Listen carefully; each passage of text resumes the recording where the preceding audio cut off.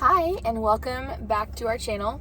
So I just drove to the gym and I want to make a really quick video about one of my least favorite symptoms in the cycle, to put it lightly, my most hated symptom in the cycle, which was DPDR, or depersonalization and derealization.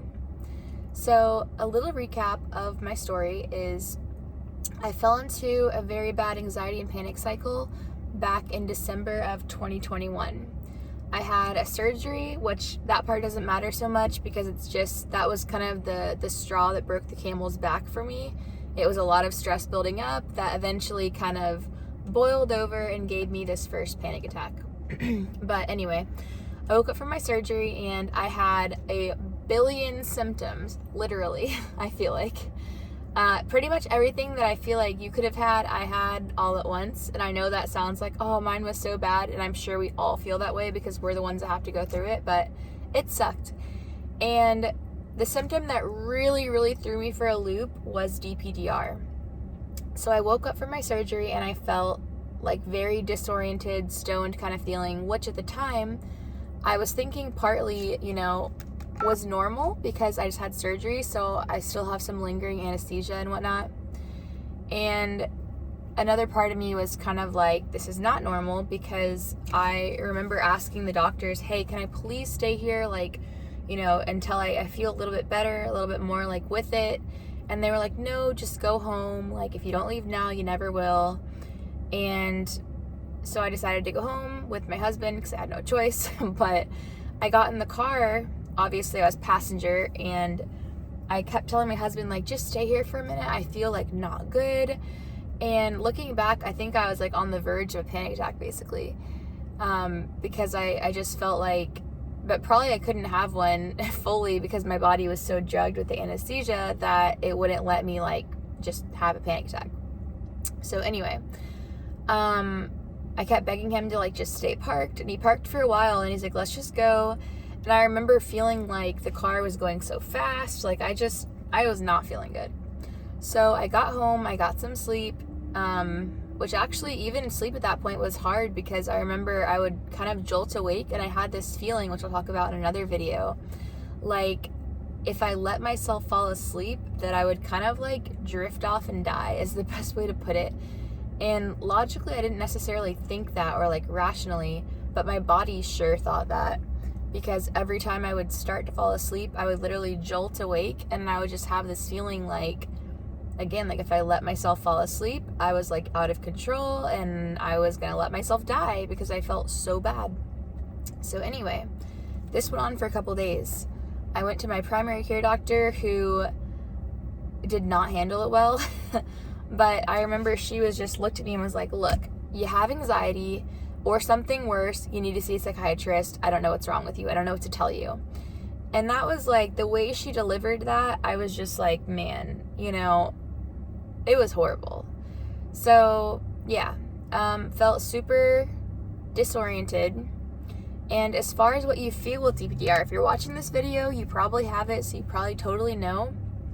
But with derealization, it's kind of reality's unreal, almost there's a pane of glass between you and the world.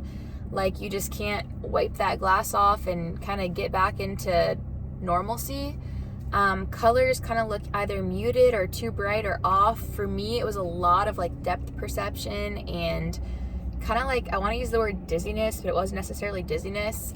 It was very much being super stoned without the drug, and it just never ended. This went on for over a year with the pretty bad DPDR. I went into grocery stores, fluorescent lighting was my worst enemy. That made things so much worse for me. Anything fluorescent lighting, foggy days were really bad for me. When it would go from sunset time, where it goes from daylight to nighttime, was really bad for me. Anything that changed in any way, shape, or form was rough. So there was that part. And then there was depersonalization, which is kind of an out-of-body experience. And I didn't have that as much as I had derealization, I think.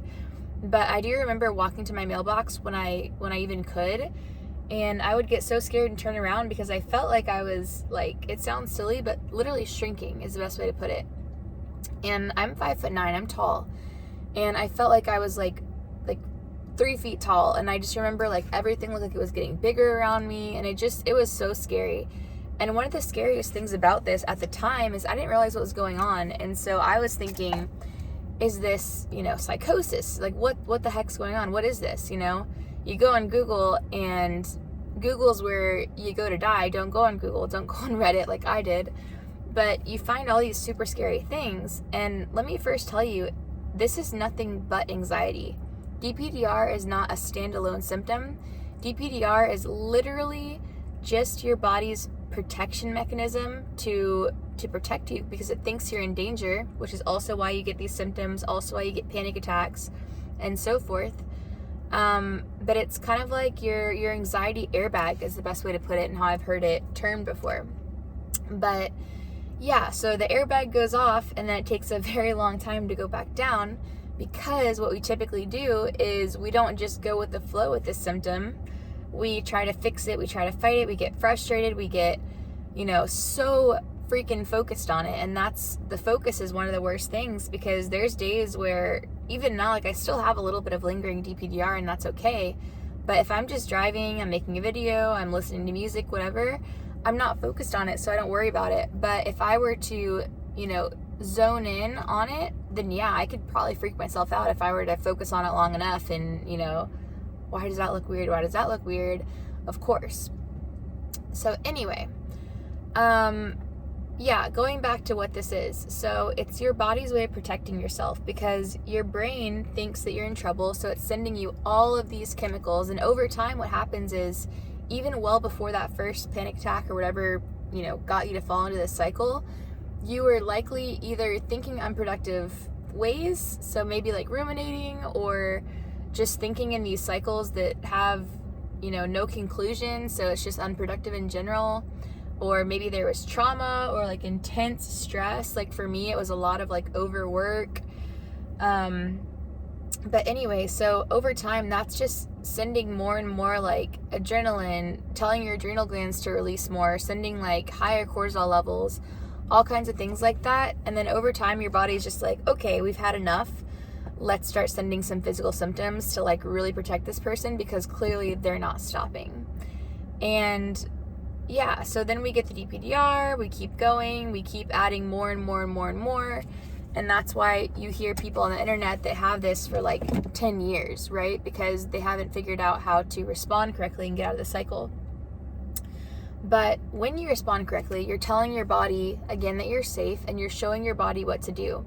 So this is not the response, the ideal response that's on my channel is not meant to stop the DPDR. You're not going to respond and then it fades away. Absolutely not. It's going to take a lot of time. This is something that's going to slowly start to deplete those stress hormones in your body over time, and with consistency. And you can expect setbacks too, because you might be doing everything properly and you've got your DPDR that starts to die down, and then you wake up one day and you're at level 10, the worst it's ever been.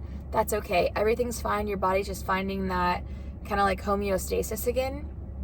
So yeah, head to my channel, check out the ideal response. If you go to my bio link that's in this video in the description, I'm going to link a free download for ideal response, along with some other resources, including our free Facebook group where you can go and ask questions and learn and follow along with other journeys too of people that are dealing with exactly what you're dealing with.